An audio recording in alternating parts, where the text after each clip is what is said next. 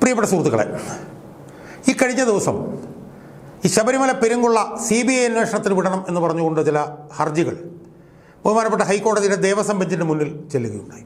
അതാദ്യം ചീഫ് ജസ്റ്റിസിന് മുന്നിലാണ് ചെന്നത്. അവരത് ഹൈക്കോടതി ദേവസ്വം ബെഞ്ചിൻ്റെ മുന്നിലേക്ക് ആ ഹർജികൾ മാറ്റി. അപ്പോൾ ആ ഹർജികൾ പരിഗണിക്കുന്നതിനിടയിൽ ഹൈക്കോടതിയുടെ ദേവസ്വം ബെഞ്ച് CBI അന്വേഷണവുമായി ബന്ധപ്പെട്ട് പരിഹാസം നിറഞ്ഞ ചില ചോദ്യങ്ങൾ CBI അന്വേഷണം വരണമെന്നാവശ്യപ്പെട്ടുകൊണ്ട് ഹൈക്കോടതി ചെന്ന ഹർജിക്കാരോട് ഉന്നയിച്ചു എന്ന് മാധ്യമങ്ങളിൽ നിന്ന് കാണാനിടയായി.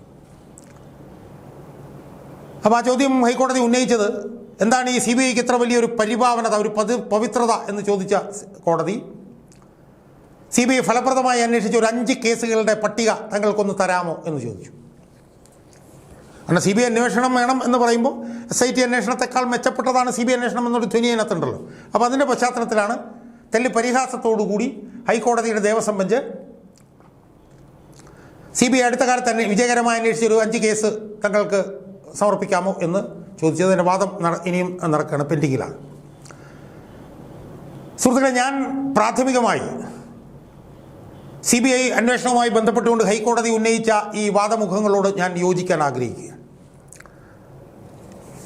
CBI എന്ന് പറഞ്ഞ ഈ സംവിധാനത്തിൻ്റെ അവസ്ഥ എന്താണെന്ന് ഏറ്റവും കൂടുതൽ പൊതുജനങ്ങളോട് പറഞ്ഞിട്ടുള്ള ഒരാളാണ് ഞാൻ. കേരളത്തിൽ ഇന്നിരിക്കുന്ന മുഖ്യമന്ത്രി പിണറായി വിജയനുമായി ബന്ധപ്പെട്ട ഒരു കേസിൽ പിണറായി വിജയനെ 2017 കുറ്റമുക്തനാക്കിയ 375 കോടി രൂപയുടെ ഖജനാവിന് നഷ്ടമുണ്ടാക്കിയെന്നുള്ള ലാവ്ലിൻ കേസിൽ 2017 പിണറായി വിജയനെ കുറ്റമുക്തനാക്കിയതിനെതിരെ അപ്പീൽ കൊടുത്ത CBI 8 വർഷം കഴിഞ്ഞിട്ടും ആ കേസ് സുപ്രീം കോടതിയുടെ മുന്നിൽ കൊണ്ടുവരാൻ വേണ്ടിയിട്ട് ഒരു ശ്രമവും നടത്തിയിട്ടില്ല. സുഹൃത്തുക്കളെ, പിണറായി വിജയൻ ഇപ്പോൾ കുറ്റമുക്തനാണ്, അതിലൊന്നും സംശയമൊന്നുമില്ല, എല്ലാവർക്കും സംശയമില്ല. പക്ഷേ പിണറായി വിജയൻ കുറ്റമുക്തനായതിനെതിരെ സുപ്രീം കോടതിയിൽ CBI എന്ന് പറയുന്ന ഈ അന്വേഷണ ഏജൻസി അപ്പീൽ കൊടുത്തിട്ട് ആ കേസ് 8 വർഷക്കാലമായി സുപ്രീം കോടതിയിൽ കിടന്നിട്ട് ആ കേസ് എടുക്കണം, അതിൻ്റെ നടപടിക്രമങ്ങൾ നടത്തണം, അതൊരു തീർപ്പിലെത്തിക്കണമെന്ന് ഒരു തവണ പോലും പറയാത്ത ഒരു കേന്ദ്ര ഏജൻസിയാണ് CBI. അതുകൊണ്ട് 1% പോലും CBI എനിക്ക് വിശ്വസിക്കാൻ കഴിയില്ല. എന്ന് മാത്രമല്ല, കഴിഞ്ഞ ഒരു 5-6-7 വർഷക്കാലം എടുത്ത് നോക്കിയാൽ കേന്ദ്രത്തിൽ അധികാരത്തിലിരിക്കുന്ന മോദി ഗവൺമെൻറ് പ്രതിപക്ഷത്തുള്ള രാഷ്ട്രീയ നേതാക്കന്മാരെ കുരുക്കാൻ വേണ്ടി ഉപയോഗിക്കുന്ന ഒരു രാഷ്ട്രീയ ആയുധമാണ് CBI എന്നുള്ള കാര്യത്തിലും എനിക്ക് സംശയമൊന്നുമില്ല. പക്ഷേ CBI കേസുകൾ വിജയകരമായി അന്വേഷിച്ചിട്ടില്ല എന്നുള്ള കാര്യത്തിൽ എനിക്ക് ചില അഭിപ്രായ വ്യത്യാസങ്ങളുണ്ട്. ചില കേസുകളൊക്കെ CBI അന്വേഷിച്ചിട്ടുണ്ട്, അതൊക്കെ ശരി തന്നെയാണ്. പക്ഷേ ഏറിയ കൂറും CBIയുടെ അന്വേഷണം നോക്കുമ്പോൾ അത് വിജയകരമായി കേസുകൾ അന്വേഷിക്കുന്ന ഒരു ഏജൻസിയാണ് എന്ന് പറയാൻ ഞാൻ ആളല്ല. അത് ആ കാര്യത്തിൽ ഞാൻ ഹൈക്കോടതി ദേവസ്വം ബെഞ്ചിനോട് ഞാൻ യോജിക്കുന്നു എന്നാണ് എനിക്ക് സൂചിപ്പിക്കുന്നത്. പക്ഷേ ഹൈക്കോടതി ദേവസ്വം ബെഞ്ചിനോട് യോജിക്കുമ്പോൾ തന്നെ എഗ്രി ടു ഡിസഗ്രി എന്ന് പറയുന്നത് പോലെ ഹൈക്കോടതി ദേവസ്വം ബെഞ്ചിനോട് വിയോജിക്കാതിരിക്കാനും വയ്യ. കാരണം എന്താ, CBI തള്ളിക്കളയുന്ന ഹൈക്കോടതി ദേവസ്വം ബെഞ്ച് SITയുടെ അന്വേഷണമാണ് ഏറ്റവും ഗംഭീരം എന്നാണല്ലോ പറയുന്നത്. എല്ലാം തികഞ്ഞത് SIT സ്പെഷ്യൽ ഇൻവെസ്റ്റിഗേഷൻ ടീമിൻ്റെ അന്വേഷണമാണ് എന്നാണല്ലോ പറയുന്നത്. ഓരോ വിധിനായി ഇടക്കാല വിധിനായി എടുക്കുമ്പോഴത്തേക്കും ഞങ്ങൾ SITയുടെ ഉദ്യോഗസ്ഥന്മാരെ കേട്ടു, ഞങ്ങൾക്ക് വളരെയധികം തൃപ്തിയുണ്ട്, വളരെ മെറ്റിക്കുലസായിട്ട് അന്വേഷിക്കുന്നു, വളരെ തറവായിട്ട് അന്വേഷിക്കുന്നു, വളരെ ഡീപ്പായിട്ട് അന്വേഷിക്കുന്നു. And the investigation of the SIT has left no stones unturned എന്നാണല്ലോ ബഹുമാനപ്പെട്ട കോടതി SITയെ കുറിച്ച്. ഈ SITയുടെ അന്വേഷണം എങ്ങനെയാണ് ഇത്ര പരിഭാവനമാകുന്നത് എന്നെനിക്ക് മനസ്സിലാവുന്നില്ല. SIT അന്വേഷിച്ച ശബരിമല കേസ് ഇപ്പോൾ എവിടെ എത്തി? 3ാമത്തെ 6 ആഴ്ചക്കാലം തീരാൻ പോവുകയാണല്ലോ. കുറച്ച് ആളുകളെ 1-2 പേരെ അറസ്റ്റ് ചെയ്ത് ജയിലിലാക്കി. ആ അറസ്റ്റും കാര്യങ്ങളുമൊക്കെ ഈ പഞ്ചായത്ത് തെരഞ്ഞെടുപ്പിൽ CPM തോറ്റതോടുകൂടി അവസാനിച്ചു. പിന്നീട് അറസ്റ്റ് എന്ന് പറയുന്ന സംഭവമേ നടന്നിട്ടില്ല. വാസുവും പത്മകുമാറും അറസ്റ്റ് കിടന്നു, വാസു പുറത്തു വന്നു, പത്മകുമാർ ഇപ്പോൾ പുറത്തു വരും. പ്രധാന പ്രതി ഉണ്ണികൃഷ്ണൻ പോറ്റി പുറത്തു വന്നു, എല്ലാവരും പുറത്തു വന്നു. തൊണ്ടി മുതൽ 4000 ഗ്രാം തൊണ്ടി മുതലിൽ 1000 ഗ്രാം കണ്ടാണ് തിരിച്ചു കിട്ടിയത്. ഒന്നും സംഭവിച്ചിട്ടില്ല. SIT എങ്ങും എത്തിയിട്ടുമില്ല. SITക്ക് എവിടെ എത്തണമെന്ന് പറഞ്ഞാൽ അറിയത്തുമില്ല. SIT അറസ്റ്റും എല്ലാം നിർത്തിക്കഴിഞ്ഞു. അപ്പോൾ പിന്നെ SIT ആണ് ഏറ്റവും വലുത് എന്ന് ബഹുമാനപ്പെട്ട ഹൈക്കോടതി പറയുമ്പോൾ എങ്ങനെയാണ് അതിനോട് യോജിക്കാൻ പറ്റുക? VSSCയിലെ അന്വേഷണം എവിടെ പോയി? കോടതി തന്നെയല്ലേ VSSCയിൽ കൊണ്ടുവന്ന് പരിശോധിക്കാൻ പറഞ്ഞത്. അന്വേഷണം എല്ലാം പോയില്ലേ, പൊട്ടിപ്പൊളിഞ്ഞില്ലേ? ഇപ്പോൾ എന്തോ കേരളത്തിന് പുറത്തെവിടെ കൊണ്ട് അന്വേഷിക്കണമെന്ന് ഹൈക്കോടതി ദേവസ്വം ബെഞ്ച് തന്നെ നമ്മളോട് പറയും. KP ശങ്കരദാസിനെ അറസ്റ്റ് ചെയ്ത് ഹൈക്കോടതിയിലെ വേറൊരു ബെഞ്ച് പറഞ്ഞിട്ടല്ലേ? പി എസ് പ്രശാന്ത് വലിയ തോതിൽ കുറ്റം ചെയ്തു എന്ന് പിന്നെ നവംബർ 5 2025 ഉത്തരവിൽ ബഹുമാനപ്പെട്ട ഹൈക്കോടതി ദേവസ്വം ബെഞ്ച് തന്നെ പറഞ്ഞില്ലേ? കെ എന്ന് പറഞ്ഞ പോയിന്റിൽ 19 മുതൽ 26 വരെയുള്ള ഖണ്ഡികകളിൽ സെപ്റ്റംബർ 25 ദ്വാരപാലക ശില്പങ്ങളുടെ സ്വർണം പൂശുന്നതുമായി ബന്ധപ്പെട്ടുകൊണ്ട് നടന്ന ക്രമക്കേടുകളെ കുറിച്ചിട്ട് 6 or 7 പാരഗ്രാഫിൽ ബഹുമാനപ്പെട്ട കോടതി പറഞ്ഞിരുന്നല്ലോ. എന്നിട്ട് പി എസ് പ്രശാന്തിനെ SIT അറസ്റ്റ് ചെയ്തു. പി എസ് പ്രശാന്തിനെ ചോദ്യം ചെയ്തു തന്നെ രഹസ്യാത്മകമായിട്ടല്ലേ? ഇപ്പോഴും അറസ്റ്റൊന്നും ഉണ്ടായിട്ടില്ലല്ലോ. അയാൾ ക്രമക്കേട് കാണിച്ചു എന്ന് ഹൈക്കോടതിയല്ലേ പറഞ്ഞത്? അത് SIT അന്വേഷിച്ചില്ലല്ലോ. ആ SIT എങ്ങനെയാണ് പരിപാവനമാകുന്നത്? ആ SIT എങ്ങനെയാണ് പവിത്രമാകുന്നത്? ഹൈക്കോടതി ദേവസ്വം ബെഞ്ച് എന്ന് പറഞ്ഞേ. 2025 ഒക്ടോബർ 25 വിധിന്യായത്തിൽ ഈ ശബരിമല കൊള്ളയിൽ നടന്ന ഒരു വലിയ ക്രിമിനൽ കോൺസ്പിറസിയാണെന്നും അതൊരു വലിയ പദ്ധതിയുടെ ഭാഗമാണെന്നും പറഞ്ഞുകൊണ്ട് ഗൂഢാലോചനയുടെ 9 ഉദാഹരണങ്ങൾ ബഹുമാനപ്പെട്ട ഹൈക്കോടതി SITക്ക് പറഞ്ഞു കൊടുത്തല്ലോ. അതിലേതെങ്കിലും SIT ഒന്ന് അന്വേഷിച്ചോ? ബഹുമാനപ്പെട്ട ഹൈക്കോടതി അന്വേഷിച്ചില്ലല്ലോ. അങ്ങനെ ഒന്നും അന്വേഷിക്കാതിരുന്നിട്ടും SIT എങ്ങനെയാണ് പരിപാവനമാകുന്നത്, പവിത്രമാകുന്നത്? കോടതി പറഞ്ഞ കാര്യങ്ങൾ പോലും അന്വേഷിക്കാത്ത SIT, ആ SITയിൽ എങ്ങനെയാണ് കോടതിക്ക് തൃപ്തി രേഖപ്പെടുത്താൻ കഴിയുന്നത്? പി എസ് പ്രശാന്തിനെ അറസ്റ്റ് ചെയ്യുന്നില്ലല്ലോ, ഗൂഢാലോചന അന്വേഷിക്കുന്നില്ലല്ലോ, പ്രതികളെല്ലാം പുറത്തു പോയല്ലോ, VSSCയിലെ അന്വേഷണം അട്ടിമറിക്കപ്പെട്ടല്ലോ. ഒരിടക്കാല ഉത്തരവിൽ കോടതി എന്താ പറഞ്ഞെന്നറിയാമോ? ഈ പ്രതികളുടെ കോൾ ഡേറ്റ റെക്കോർഡ്സ്, അവരുടെ ടവർ ഡംപ് ഡീറ്റെയിൽസ്, അവരുടെ ബാങ്ക് സ്റ്റേറ്റ്മെൻറ്റ്സ്, അവരുടെ അസറ്റ്സ്, ഇതെല്ലാം അന്വേഷിക്കാൻ പോവുകയാണെന്ന് SIT അന്വേഷിച്ചുകൊണ്ടിരിക്കുകയാണെന്നും എന്തൊക്കെയോ ഇപ്പോൾ ഉടനെ തന്നെ അതിനകത്ത് പുറത്തേക്ക് വരുമെന്നും ബഹുമാനപ്പെട്ട ഹൈക്കോടതി പറഞ്ഞിരുന്നല്ലോ, ദേവസ്വം ബെഞ്ച് പറഞ്ഞിരുന്നല്ലോ ഒരിടക്കാല ഉത്തരവിൽ. എന്നിട്ട് ഇപ്പോൾ അവസാനത്തെ ഫെബ്രുവരി 9 ഇടക്കാല ഉത്തരവിൽ പറയുന്നത് എന്താണ്?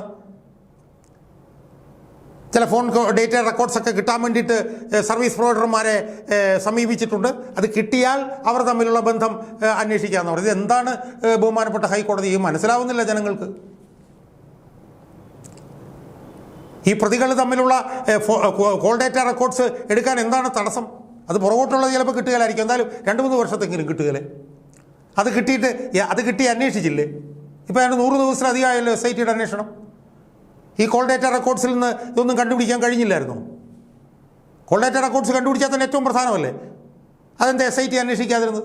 അതന്വേഷിക്കാതിരുന്ന കാര്യം എന്താ SITയോട് ബഹുമാനപ്പെട്ട ഹൈക്കോടതി ചോദിക്കാതിരുന്നത്? ബാങ്ക് ഡീറ്റെയിൽസ് അന്വേഷിക്കുമെന്ന് പറഞ്ഞല്ലോ, അതിൻ്റെ വിവരങ്ങൾ എവിടെ പോയി? അസറ്റ്സ് അന്വേഷിക്കുമെന്ന് പറഞ്ഞല്ലോ, അതിൻ്റെ വിവരങ്ങൾ എവിടെ പോയി? ഇതൊന്നും കോടതി ചോദിക്കുന്നില്ല SITയോട്. എന്നിട്ട് SIT അങ്ങ് എല്ലാം തികഞ്ഞതാണ്, പവിത്രമാണെന്ന് പറഞ്ഞപ്പോൾ ഞങ്ങൾക്ക് ഇത് വിശ്വസിക്കാൻ ഞങ്ങൾക്കിത് പറ്റില്ല വിശ്വസിക്കാൻ. അത്രയാണ് എനിക്ക് കോടതിയോട് സൂചിപ്പിക്കാനുള്ളത്. എന്നിട്ട് FIR ഇട്ട കേസുകൾ അവിടെ ഇട്ടേച്ച് FIR ഇടാത്ത കേസുകളിലേക്ക് പോകുന്നു.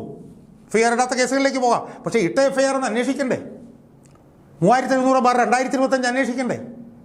3701/2025 അന്വേഷിക്കണ്ടേ? ഇതിൽ അന്വേഷണം എല്ലാം മരവിപ്പിച്ചു. ഇലക്ഷൻ തോറ്റു കഴിഞ്ഞപ്പോൾ, CPM ഇലക്ഷൻ തോറ്റു കഴിഞ്ഞപ്പോൾ എല്ലാം മരവിപ്പിച്ചിട്ട് വാഹനത്തിലേക്ക് പോകുന്നു, കൊടിമരത്തിലേക്ക് പോകുന്നു. ഇതെന്താണ് ഹൈക്കോടതി മനസ്സിലാവുന്നില്ല. ഇനി കൊടിമരത്തിൻ്റെ ക്രമക്കേടുകളിലേക്ക് പോകുമ്പോൾ ഒരു പ്രധാനപ്പെട്ട പ്രശ്നമുണ്ട്. ബഹുമാനപ്പെട്ട കോടതി അത് മനസ്സിലാക്കണം. 2016 17 മറ്റോ അന്ന് ഈ കൊടിമരം മാറ്റി സ്ഥാപിച്ച കേസ് വിഷയത്തിൽ ഹൈക്കോടതി നിരീക്ഷണത്തിൽ ഒരു ASN കുറുപ്പ് എന്ന് പറഞ്ഞിട്ടുള്ള അഡ്വക്കേറ്റ് കമ്മീഷണറാണ് ഇത് അന്വേഷിച്ചത്. ഇത് മേൽനോട്ടം വഹിച്ചത് ഈ കൊടിമരത്തിൻ്റെ വിഷയം മുഴുവൻ. ആ ASN കുറിപ്പ് 6 ഇടക്കാല റിപ്പോർട്ടുകളും ഒരു അന്തിമ റിപ്പോർട്ടും ബഹുമാനപ്പെട്ട ദേവസ്വം ബെഞ്ചിന് സമർപ്പിച്ചിട്ടുണ്ട്. PR രാമേന്ദ്ര കുറുപ്പും ദേവൻ രാമേന്ദ്രൻ ചേർന്നൊരു ദേവസ്വം ബെഞ്ചാണ്. അവരാണ് ഈ ASN കുറിപ്പിൻ്റെ ഈ 5 ഇടക്കാല റിപ്പോർട്ടുകളും അദ്ദേഹം കോടതിക്ക് സമർപ്പിച്ച അന്തിമ റിപ്പോർട്ടുകളും ആ ദേവസ്വം ബെഞ്ച് പരിശോധിച്ചു. അവരത് അംഗീകരിച്ചു. ASN കുറിപ്പ് നടത്തിയിട്ടുള്ള എല്ലാ പ്രവർത്തനങ്ങളും അവർ അംഗീകരിച്ചു. ASN കുറിപ്പിനെ മുക്തഖണ്ഡമായി പ്രശംസിച്ചു. ASN കുറിപ്പ് ഒരു രൂപ പോലും ബാറ്റയായി വാങ്ങിച്ചില്ല. അപ്പോൾ അന്ന് ഹൈക്കോടതിയുടെ നിരീക്ഷണത്തിൽ, ഹൈക്കോടതിയുടെ മേൽനോട്ടത്തിൽ നടന്ന ഈ കൊടിമര മാറ്റത്തെ ഇപ്പോഴത്തെ ദേവസ്വം ബെഞ്ചിന് എങ്ങനെയാണ് ചോദ്യം ചെയ്യാൻ പറ്റുക? അതിൻ്റെ വിശദാംശങ്ങളിലേക്ക് ഞാൻ വരാം. ഫെബ്രുവരി 9 ദേവസ്വം ബെഞ്ചിൻ്റെ ഇടക്കാല റിപ്പോർട്ടിൽ പറയുന്നത് ഈ കൊടിമരത്തിൻ്റെത് പ്രശ്നമാണെന്ന് പറഞ്ഞു. ഞാൻ ആ ഭാഗം വായിച്ചു നോക്കി, ആ വിധിന്യായത്തിൻ്റെ ആ ഭാഗം വായിച്ചു നോക്കി. അതിൽ പറയുന്നത് ASN കുറിപ്പിന് സ്വർണം കിട്ടി. ഈ ഫീനിക്സ് ഗ്രൂപ്പ് കൊടുത്തതിപ്പം മേടിച്ചതല്ലാതെയുള്ള സ്വർണം വേറെ അവർക്ക് പല സിനിമാ നടന്മാരൊക്കെ കൊണ്ടുവന്ന് കൊടുത്തു. ആ കൊടുത്തത് ASN ഗ്രൂപ്പ് എന്ന് പറഞ്ഞ അഡ്വക്കേറ്റ് കമ്മീഷണർ മഹസർ രേഖപ്പെടുത്തി തിരുവാഭരണം കമ്മീഷണർക്ക് ഹാൻഡ് ഓവർ ചെയ്തു എന്ന് ബഹുമാനപ്പെട്ട ഹൈക്കോടതിയുടെ വിധിന്യായത്തിൽ തന്നെയുണ്ട്. അപ്പോൾ അത് കാണിക്കുന്നത് എന്താ? അഡ്വക്കേറ്റ് കമ്മീഷണർ അയാൾക്ക് കിട്ടിയ സ്വർണം എവിടെ നിന്നൊക്കെയാണോ കിട്ടിയത്, ആ കിട്ടിയത് മഹസറിൽ രേഖപ്പെടുത്തി തിരുവാഭരണം കമ്മീഷണർക്ക് കൊടുത്തു. ഇത് ബഹുമാനപ്പെട്ട ഹൈക്കോടതിയുടെ ദേവസ്വം ബെഞ്ചിൽ തന്നെയുണ്ട്. എന്നാൽ ഹൈക്കോടതിയുടെ ദേവസ്വം ബെഞ്ച് പറയുന്നത് എന്താണ്? തിരുവിതാംകൂർ ദേവസ്വം ബോർഡിൻ്റെ മാനുവൽ അനുസരിച്ചുള്ള നടപടിക്രമങ്ങൾ പിന്തുടർന്നില്ല ASN ഗ്രൂപ്പ്. ശരിയായിരിക്കാം. തിരുവിതാംകൂർ ദേവസ്വം ബോർഡ് മാനുവലിൽ സ്വർണം കിട്ടിയാൽ അതെങ്ങനെയാണ് ഇൻവെൻറ്ററൈസ് ചെയ്യേണ്ടത് എന്ന് മാനുവൽ പറയുന്ന ഒരു നടപടിക്രമം ചിലപ്പോൾ ASN ഗ്രൂപ്പ് പിന്തുടർന്നിട്ടില്ലായിരിക്കാം.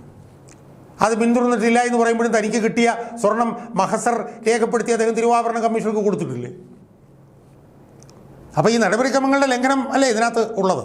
എന്ന് മാത്രമല്ല, ഞാൻ ആ ഇടക്കാല റിപ്പോർട്ടും ഫൈനൽ റിപ്പോർട്ടും വായിച്ച് നോക്കിയപ്പോൾ അതിനകത്ത് കിട്ടിയിട്ടുള്ള സ്വർണ്ണം സംബന്ധിച്ചിട്ട് കംപ്ലീറ്റ് ഒരു ഇൻവെൻറ്ററി അതിനകത്ത് കാണിച്ചിട്ടുണ്ട്, വരവ് ചെലവ് കണക്കൊക്കെ കാണിച്ചിട്ടുണ്ട്. ഇനി ചിലപ്പോൾ അതിനകത്ത് എന്തെങ്കിലും ക്രമക്കേട് ഉണ്ടായിട്ടുണ്ടാവാമെന്ന് തന്നെ സൂചിപ്പിക്കുക. അങ്ങനെ ക്രമക്കേട് ഉണ്ടായാൽ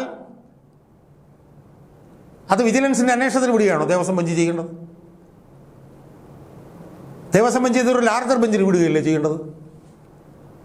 കാരണം 2017 ദേവൻ രാമേന്ദ്രൻ്റെയും PR രാമേന്ദ്രക്കുറുപ്പിൻ്റെയും രാമേന്ദ്ര മേനോൻ്റെയും ബെഞ്ച് അംഗീകരിച്ച ഒരു നടപടിക്രമത്തിലല്ലേ ഇപ്പോഴത്തെ ദേവസ്വം ബെഞ്ച് ചോദ്യം ചെയ്യുന്നത്. അങ്ങനെ ചോദ്യം ചെയ്യുമ്പോൾ ഇതിനകത്ത് ക്രമക്കേടുണ്ടോ എന്ന് ഞങ്ങൾക്ക് ബോധ്യമായിരിക്കുന്നു, അതുകൊണ്ട് ഞങ്ങളിത് ഒരു വിശാല ബെഞ്ചിന് വിടുകയാണ് എന്നല്ലേ ഇപ്പോഴത്തെ ദേവസ്വം ബെഞ്ച് പറയേണ്ടത്. അതിന് പകരം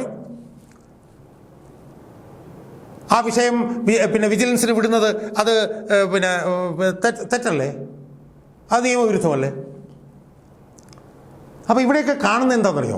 നമ്മൾ യോജിച്ചാലും യോജിച്ചില്ലെങ്കിലും CPM തെരഞ്ഞെടുപ്പിൽ തോറ്റതിന് ശേഷം അന്വേഷണം മന്ദീഭവിക്കുന്നു ഒരു വശത്ത്, മറുവശത്ത് അന്വേഷണം UDFിലേക്ക് നീങ്ങാനുള്ള ഒരു ലക്ഷണം കാണിക്കുന്നു. അത് നേരത്തെ ഉണ്ടായിരുന്നില്ല. അതിപ്പോൾ UDFുകാർ ഇതിൽ പങ്കാളികളാണെങ്കിൽ അത് അങ്ങോട്ട് പോകരുതെന്നൊന്നും ആരും പറയുന്നില്ല. പക്ഷേ അതിനുള്ളൊരു ശ്രമം നടക്കുന്നത് CPM തെരഞ്ഞെടുപ്പിൽ തോറ്റു കഴിയുമ്പോഴാണ്. അപ്പോൾ ഇതൊക്കെ സംശയാസ്പദമാണ്, ദുരൂഹമാണ്. അതുകൊണ്ട് CBIയെ വിമർശിച്ച ദേവസ്വം ബെഞ്ചിൻ്റെ വാദഗതികളോട് യോജിക്കുമ്പോൾ തന്നെ സ്പെഷ്യൽ ഇൻവെസ്റ്റിഗേഷൻ ടീം നടത്തിയിട്ടുള്ള നീക്കങ്ങളൊന്നും ഈ പറഞ്ഞ പോലെ മെറ്റിക്കുലസും തറോയും it has not left any stones unturned എന്നൊന്നും പറയുന്ന ദേവസ്വം ബെഞ്ചിൻ്റെ വാദഗതി ഒരു കാരണവശാലും അംഗീകരിക്കാൻ കഴിയില്ല എന്നാണ് വസ്തുതകളുടെ അടിസ്ഥാനത്തിലും ഈ ദേവസ്വം ബെഞ്ച് പറഞ്ഞ വിധിന്യായങ്ങളിൽ പറയുന്ന ഉള്ളടക്കത്തിൻ്റെ അടിസ്ഥാനത്തിലും അത് വായിക്കുന്നവർക്ക് ആർക്കും ബോധ്യപ്പെടുക.